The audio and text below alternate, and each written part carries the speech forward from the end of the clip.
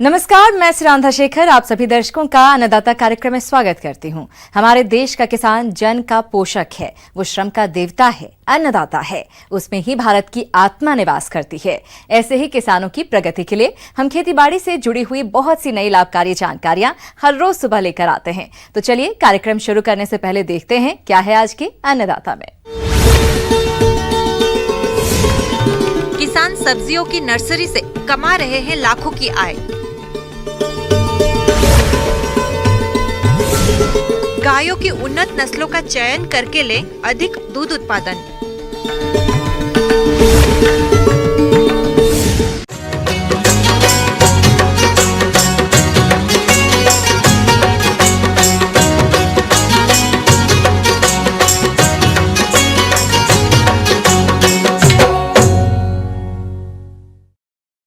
प्रदेश के युवा किसान गांव खेड़की मुकड़ जयपुर जिले के महेश कुमार ने सब्जी की नर्सरी को लाभ का धंधा बनाने का काम किया है। ये किसान उन्नत तकनीक से विभिन्न सब्जियों की नर्सरी तैयार करते हैं और इसी नर्सरी को तैयार करके अपने खेत में लगाने के अलावा बेचकर भी अच्छी खासी आय कमा रहे हैं। तो किस प्रकार से करते हैं नर्सरी तैयार, आइए जानते हैं इन्हीं से।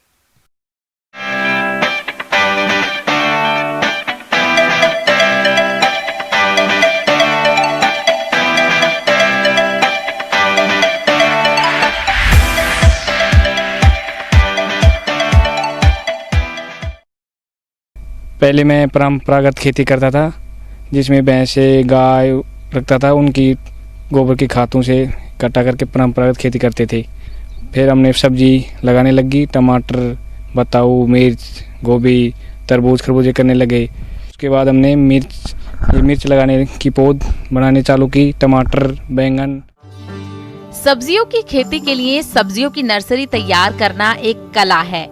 इसे सुचारू रूप से तैयार करने के लिए तकनीकी जानकारी का होना आवश्यक है।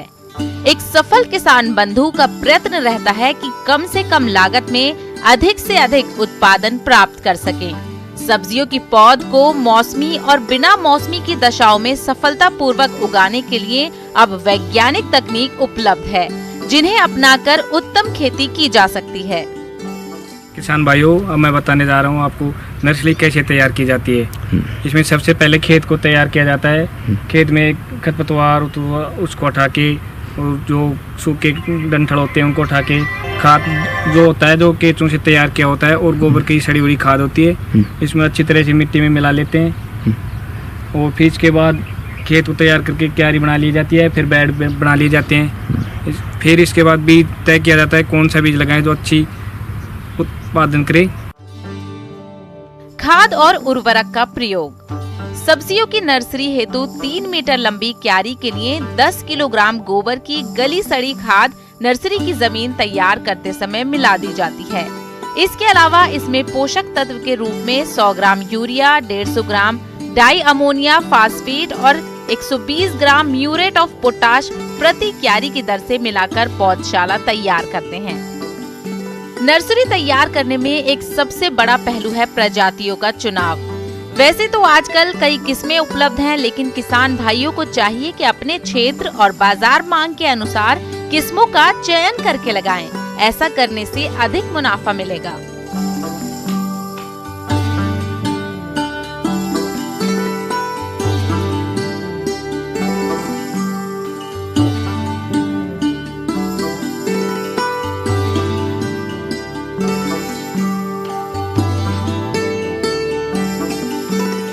किसान भाइयों, अब मैं बताने जा रहा हूँ आपको नर्सरी कैसे तैयार की जाती है। इसमें सबसे पहले खेत को तैयार किया जाता है, उपचारित करके फिर इसको बीज को लगाया जाता है। फिर इसके बाद सबसे पहले तो हमने बीज डाल के पानी दे के फिर इसको पॉलीथीन से रखते हैं कि बीज बढ़िया अंकुरित हो जाए।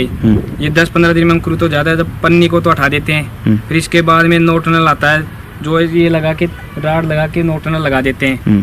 फिर अगर देखते हैं कि पानी अगर ज़्यादा मौसम के अनुसार अगर धूप अधिक है तो जल्दी पानी देते हैं, अगर धूप कम है तो 10 दिन में देते हैं। और बीच बीच में फंगिसाइड दवाइयों का स्प्रे करते हैं, कीड़े का स्प्रे करते हैं। और फिर इसमें खरपतवार निकालते हैं 2 से 3 बार। और हर एक पेड़ का ध्यान रखते हैं कि कोई किसी में रोग तो नहीं है। और बढ़िया इसमें खाद डालते हैं, जैसे 19 हुआ, ऐसे खरपतवार हटा के पानी वानी और दवाई फंगिसाइड का ध्यान में रखा जाता है, कीड़े उनका ध्यान में रखा जाता है। फिर इसके बाद ये 1-1.5 महीने में लगाने के लिए तैयार हो जाती है। और इसका सेल आउट के लिए हम जो व्हाट्सएप ग्रुप होते हैं उस पर डाल देते हैं, जो 1 रुपये के हिसाब से एक पेड़ बिक जाता है अपना। और जो इसमें साल के 3-4 लाख रुपए की बचत हो जाती है, इसमें 1-1.5 लाख रुपए खर्च आता है। किसान भाइयों, अभी तक आपने खेती से जुड़ी हुई कुछ उपयोगी जानकारियां देखी। अब लेते हैं एक छोटा सा ब्रेक, जल्द ही लौटेंगे और कार्यक्रम में आगे भी है खेतीबाड़ी से जुड़ी हुई महत्वपूर्ण जानकारियां। आप बने रहें हमारे साथ।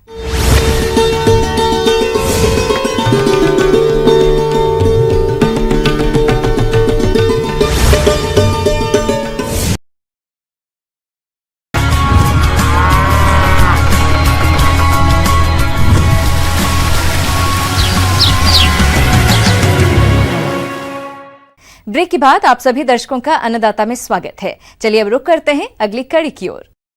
अपने प्रदेश के किसान खेती के साथ साथ पशुपालन भी करते हैं और उससे अच्छा लाभ भी कमाते हैं। इसी लाभ को देखते हुए हम आज जानकारी लाए हैं गाय पालन पर। तो किसान गाय की कौन कौन सी नस्लों का चयन करे और गाय खरीदते समय किन किन बातों पर विशेष ध्यान दे, इस बारे में जानकारी दे रहे हैं डॉक्टर प्रमोद कुमार।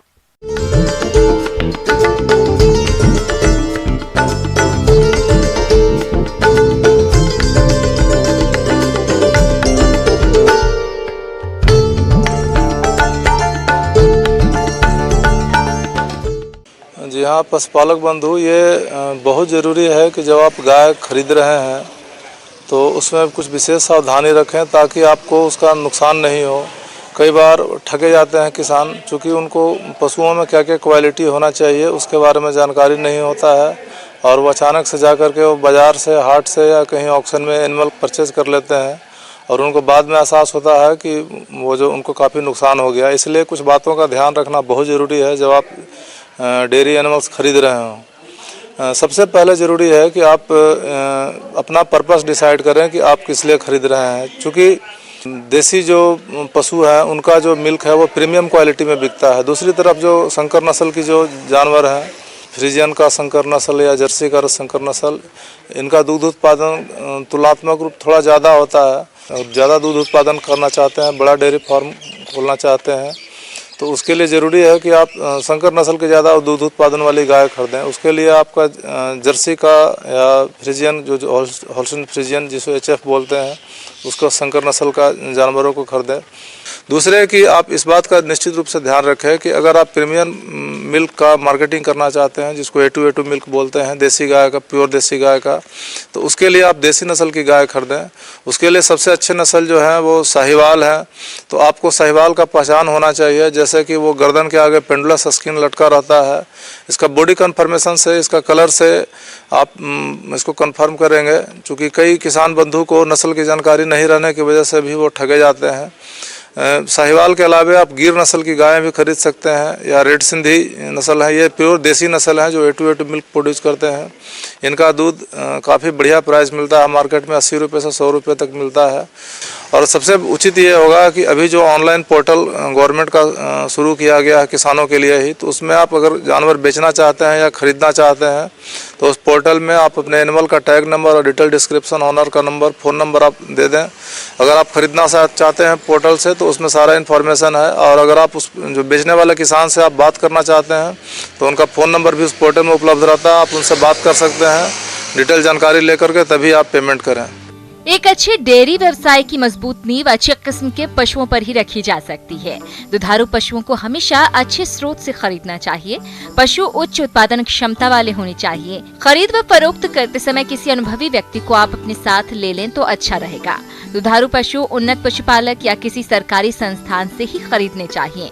किसी अनुभवी चिकित्सक से स्वास्थ्य एवं प्रजनन अंगों की जाँच अवश्य करा लें।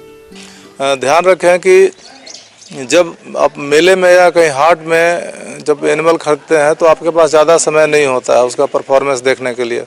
लेकिन जब जानवर आप किसी किसान से खरीदते हैं तो आपके पास पर्याप्त समय होता है जानवर को देखने के लिए। तो जब किसान से खरीदें तो निश्चित रूप से उसके जो दुग्ध उत्पादन है उसी के अनुसार उसका कीमत होना चाहिए। लेकिन जब आप मेले में खरीदते हैं या किसी ऑक्शन में खरीदते हैं तो आपको इतना पर्याप्त समय नहीं मिलेगा कि 3 बार आप उसका दूध दुहवा के देख पाएँ। तो उसके लिए ज़रूरी है कि अडर का कन्फर्मेशन देखें, उसका आँख देखें, उसका कोट का कलर देखें, उसको मोबिलिटी, उसका चाल को देखें और आप लोग जज करें। दुधारू स्वस्थ जानवर होगा, उसका आँख बिल्कुल एक्टिव होगा, सुस्त जैसा नहीं होगा, उसका जो कोट कलर है यानी बाहर का जो चमड़ी का कलर है वो काफ़ी लसरस होगा, बिल्कुल गंदा जैसा नहीं होना चाहिए, बाल बिल्कुल यूनिफॉर्म लगे। जो छेमी है वो छेमी बिल्कुल चारों 4 पोजीशन पे फिक्स होना चाहिए, यूनिफॉर्म होना चाहिए। उसके धार को भी निश्चित रूप से देखें, चूँकि थनैला में कई बार वो एक छेमी में या कई बार चारों छेमी ब्लॉक हो जाता है, तो आप उसके धार को निश्चित रूप से देखें। पशुओं का संतुलित आहार प्रबंधन। पशुओं के संतुलित आहार का समुचित प्रबंधन करना चाहिए, क्योंकि पशुओं को संतुलित आहार नहीं मिलने पर पशु कमजोर हो जाते हैं। इसलिए दुधारू पशुओं को प्रोटीन युक्त संतुलित आहार देना चाहिए, जिसको आप अपने स्तर पर बनाकर पशुओं को खिला सकते हैं। कई किसान बंधु ऐसा करते हैं कि जब गाय बिसुख जाती है यानी 7वें महीने के बाद से, तब इनको दाना देना बंद कर देते हैं। और ये जो खास करके फ्रीजियन की या जर्सी की जो बड़ी गायें हैं, तो उनका पोषण का जो ज़रूरत है वो पूरा नहीं हो पाता है। इसलिए 2 किलो दाना इनके ड्राई पीरियड में भी देते रहेंगे, उससे इनका शरीर का ग्रोथ प्रॉपर होते रहेगा। कोई भी मिनरल मिक्सचर, अच्छी कंपनी का मिनरल मिक्सचर ज़रूर उनको कम से कम 50 ग्राम प्रोवाइड कराएं।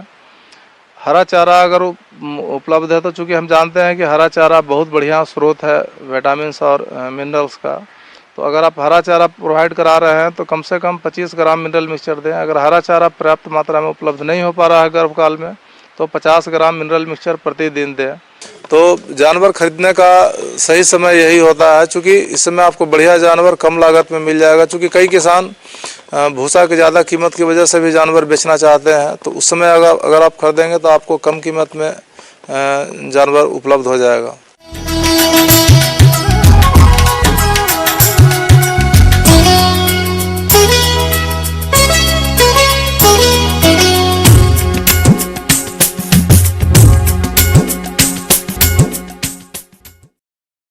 अपने राज्य में समय पर बोई गई आलू की फसल में इस समय तापमान में हो रहे उतार चढ़ाव के कारण कई कीट रोगों का प्रकोप दिखाई दे रहा है। तो किसान इनका नियंत्रण किस प्रकार से करे, देखिए हमारी ये प्रस्तुति।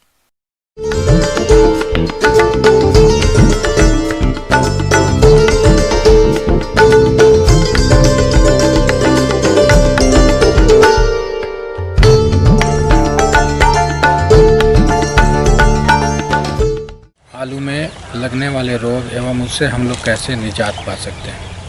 इसमें लगने वाले रोगों के नाम पहले हम लोग जान लें। जैसे पहला है अगेती झुलसा, जिसको अंग्रेजी में हम लोग अल्टरनेरिया ब्लाइट भी बोलते हैं।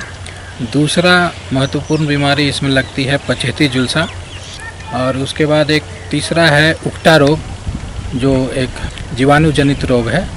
और एक आता है आपका कॉमन स्कैब, जो 5वां बीमारी महत्वपूर्ण में से आता है, कॉमन स्कैब। ये 5 बीमारियां हमारे प्रदेश में पूर्णतः रूप से आ भी सकती हैं, नहीं भी आ सकती हैं। ये निर्भर करता है कि तापमान और आर्द्रता कैसी है। जैसे पहला है अगेती झुलसा, तो इसके नाम से ही परिलक्षित हो रहा है कि अगेती झुलसा मतलब बुआई से 30 दिनों के अंदर ये बीमारी अगर आनी हो तो आ जाएगी। तो उसके लिए आर्द्रता अगर 75% से ऊपर होती है और 27 से 28 डिग्री सेंटीग्रेड अगर तापमान रहता है, तो इस बीमारी को आने की संभावना अति प्रबल हो जाती है। तो इसमें पहले हम लोग लक्षण के बारे में थोड़ी सी हम लोग जान लें। तो इसमें सर्वप्रथम क्या होता है कि पत्तियां शुरुआत में हल्की पीली होने लगती है, नॉर्मल से हल्की पीली होगी, और इसमें लच्छे बनते हैं, मतलब गोल गोल आकार के धब्बे जैसे बनेंगे। और इसमें शुरुआत में पत्तियों के निचली सतह पर ये उभार या धब्बे आपको दिखाई देंगे। और जैसे जैसे ये बीमारी उग्र होगी, ये पत्तियों के ऊपरी सतह पर भी ये बीमारी का प्रकोप दिखाई पड़ने लगता है। और 10 दिन या 7 दिन के अंतराल पर अगर कोई निराकरण इसका नहीं किया गया तो पूरा का पूरा हमारा फसल नष्ट हो जाता है। प्रबंधन: स्वस्थ एवं प्रमाणित बीज का प्रयोग करना चाहिए।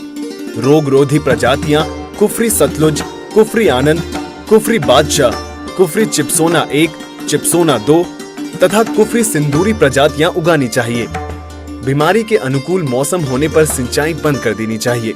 रोग ग्रसित कंदों को भंडारण एवं फसल की बुवाई से पूर्व छांटकर अलग कर दें। बीमारी के लक्षण दिखाई देने से पूर्व मैंकोजेब रसायन की 2 किलोग्राम मात्रा प्रति हेक्टेयर की दर से 10 से 15 दिन के अंतराल पर छिड़काव करें। दूसरी बीमारी आती है पछेती झुलसा। जैसा कि इसका नाम है पछेती, मतलब ये थोड़ी समय लगता है इसको आने में। तो मतलब ये बुआई से करीब 60 दिन के पश्चात ही ये बीमारी का प्रकोप हमारे फसलों पर होता है, उसके पहले नहीं दिखाई पड़ती है। और देखते देखते अगर निराकरण नहीं करते हैं तो देखते देखते 3 से 4 दिनों में ही पूरी की पूरी फसल आपका नष्ट हो जाता है। ऐसा लगेगा कि कोई आदमी आया और खेत में आग लगा देने के बाद जैसा प्रतीत होता है उस तरह का लगेगा। इसीलिए इसको हम लोग पत्र लांछन या लाइट भी कह सकते हैं, मतलब जला हुआ जैसा प्रतीत इसमें होता है। तो इसमें भी आप निराकरण हेतु हम लोग मैंकोजेब एक दवा आती है जो डायथेन M45 के नाम से मिलता है, 2 ग्राम प्रति लीटर के हिसाब से, या हेक्टेयर में कहे तो 2 kg प्रति हेक्टेयर के हिसाब से हम लोग 800 लीटर पानी का घोल में मिश्रण करके इसको हम लोग छिड़क सकते हैं। तीसरी बीमारी एक आती है कॉमन स्कैब के नाम से।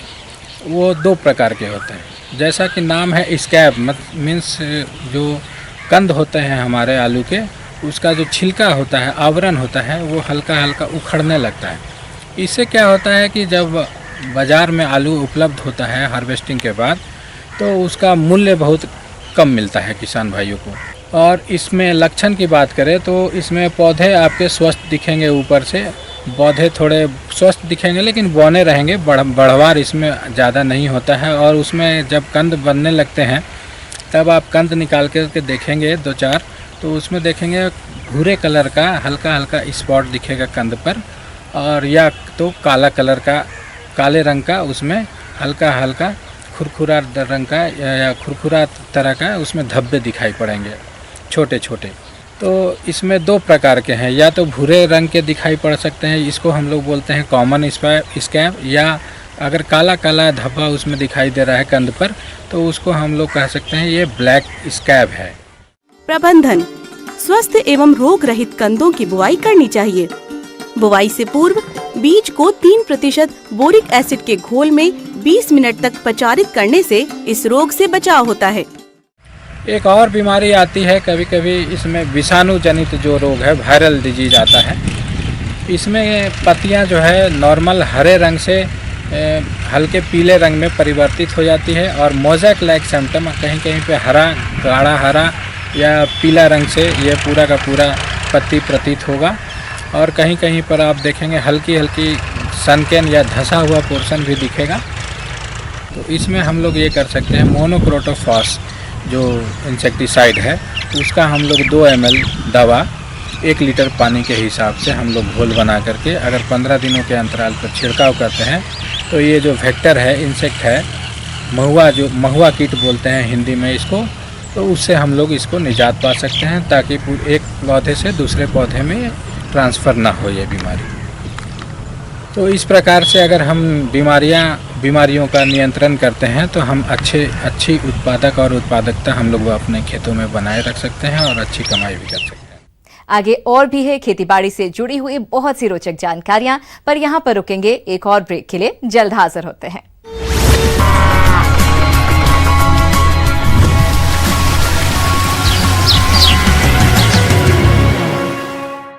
ब्रेक के बाद एक बार फिर से आप सभी दर्शकों का अन्नदाता कार्यक्रम में बहुत बहुत स्वागत है। बढ़ते हैं अगली प्रस्तुति की ओर।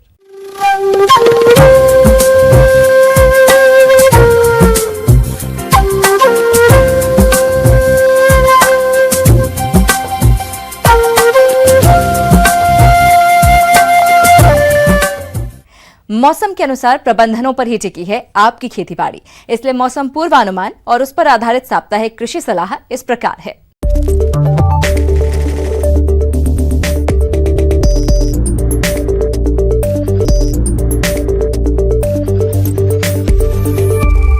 ग्रामीण कृषि मौसम सेवा, भारत मौसम विज्ञान विभाग, जोधपुर द्वारा भेजे गए मौसम पूर्वानुमान रिपोर्ट के आधार पर आगामी 4 दिनों के दौरान इन क्षेत्रों में अधिकतम तापमान 38 डिग्री सेल्सियस और न्यूनतम तापमान 17 डिग्री सेल्सियस रहने की संभावना है। ऐसे में इन क्षेत्रों के किसान भाइयों को सलाह दी जाती है कि आने वाले 4 दिनों के दौरान आसमान साफ रहने के साथ वर्षा होने की कोई संभावना नहीं है। सरसों की फसल में पत्ते झड़ने लगे और फलियां पीली पड़ने लगे तो फसल काट लें, अन्यथा कटाई में देरी होने पर दाने खेत में ही झड़ जाने की आशंका रहती है। समय पर बोई गई चने की फसल पकाव की अवस्था पर है, अतः फसल की उचित पकाव अवस्था पर कटाई करें। ग्रीष्मकालीन तोरई की बुआई करें। बुआई के लिए उन्नत किस्में पूसा नस्तार, पूसा चिकनी, अर्का सुजात, अर्का सुमित का चयन करें। 1 हेक्टेयर के लिए 5 किलोग्राम बीज पर्याप्त है। प्याज की फसल में तुलासिता रोग का प्रकोप दिखाई देने पर रोग के नियंत्रण के लिए मैंकोजेब 2 ग्राम प्रति लीटर पानी की दर से घोलकर छिड़काव करें। लौकी की बुआई करें। बुआई के लिए उन्नत किस्मों में पूसा समर, पूसा नवीन, पूसा मेघदूत, पंजाब कोमल का चयन करें। लौकी की बुआई के लिए 4 से 5 किलोग्राम बीज प्रति हेक्टेयर के लिए पर्याप्त है। तारामीरा की फसल पकाव की अवस्था पर है, अतः पकी फसल की कटाई करें और सुरक्षित स्थान पर रखें।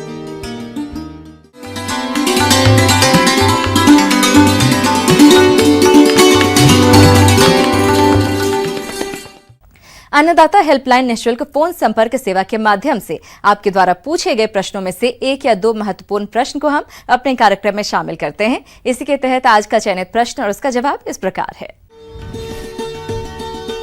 आज की अन्नदाता हेल्पलाइन में हमने जिस प्रश्न को शामिल किया है उसे पूछा है अजीतगढ़ जिला सीकर के प्रताप नारायण ने। आपने अनार के बाग में किए जाने वाले प्रबंधनों के बारे में जानकारी चाहिए है, तो इसके लिए देखिए कार्यक्रम का यह अंश।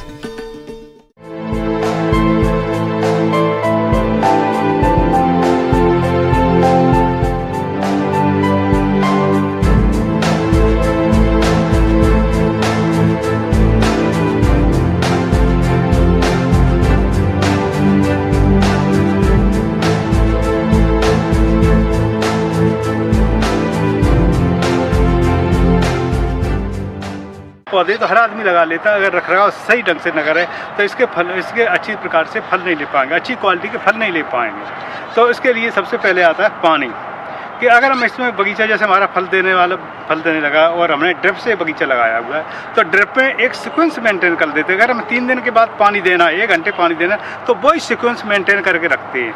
क्योंकि फलों में क्या पानी से क्या होता है सर, कि जब पानी देते हैं तो जब आपने पानी एक बार दे दिया और थोड़ा सा गैप कर दिया, 3 से 5 दिन कर दिया, तो हमारा फल सिकुड़ जाता है। और जैसे ही हम पानी देते हैं तो जब पानी देंगे तो पौधा पानी को एब्जॉर्व करेगा और फल जो लगा हुआ है फल में रस की मात्रा बढ़ेगी, और जैसे ही रस की मात्रा बढ़ेगी तो ये हमारा फल फटना शुरू हो जाएगा। जब बाग में फल लगे हों तो सिंचाई पर विशेष ध्यान देने की जरूरत होती है। आप चाहें ड्रिप लाइन से सिंचाई करें या नाली विधि से करें, सिंचाई नियमित अंतराल पर करें और हल्की सिंचाई करें। अनार के बाग में संतुलित पोषक तत्व प्रबंधन बहुत महत्वपूर्ण है। मिट्टी में अगर किसी भी पोषक तत्वों की कमी होगी तो फलों की गुणवत्ता और उपज अच्छी नहीं होगी।